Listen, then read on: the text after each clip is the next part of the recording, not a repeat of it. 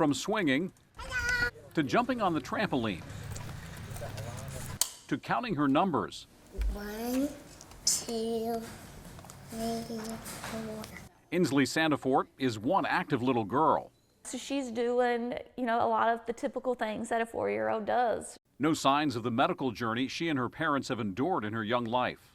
A complete nightmare.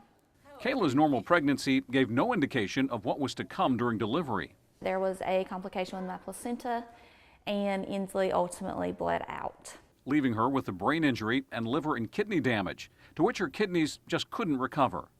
As a dad, your first, obviously your first obligation is to protect your child, but in that moment, you kind of feel helpless. Insley went on dialysis at just 7 days old, as the realization set in that she would need a kidney transplant, which she received just months before her 3rd birthday. The transplant didn't take, though, due to a blood clot, leaving Insley in critical condition and rushing into emergency surgery, and leaving her mom to contemplate the unimaginable. Is this the last time I'm going to see her when they wheeled her away? Is this the last time I'm going to see her alive?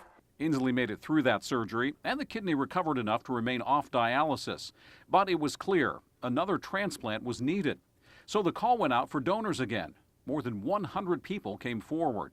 It's actually one of the largest numbers of potential living donors that they've had reach out. One of those people, Jenny Godwin. At the time, she worked in the transplant operating room at ECU Health and was actually a good friend of Kayla's, working with her at UNC Health Wayne. I just had this feeling that I can't even describe it, telling me to go get tested. It turns out that Jenny was a match. And in February of 2024, a few months after Insley turned 3, she was undergoing her 2nd transplant. And it was a success. To know that in that moment she has a working kidney that's going to change her life. There's just no words for that. But a sense of overwhelming joy, gratitude, and relief. 3 days after a serious surgery, Insley's walking down the hallway. And that's when it really hit me. For Jenny, the life-saving decision to be a donor was simple. I couldn't imagine being in Kayla and Tyler's shoes, and I couldn't imagine that being my child needing that, and I would want someone to do the same. And they all say none of it would have been possible without Maynard Children's Hospital. There were several times that, Insley should have died, but not one time did they ever give up on her. And that stays with you. And now there's no stopping Insley.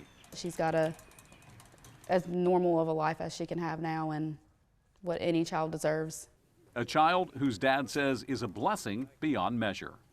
Miracle, one of God's miracles. All thanks to the people at the Maynard's Children's Hospital. They were absolutely amazing.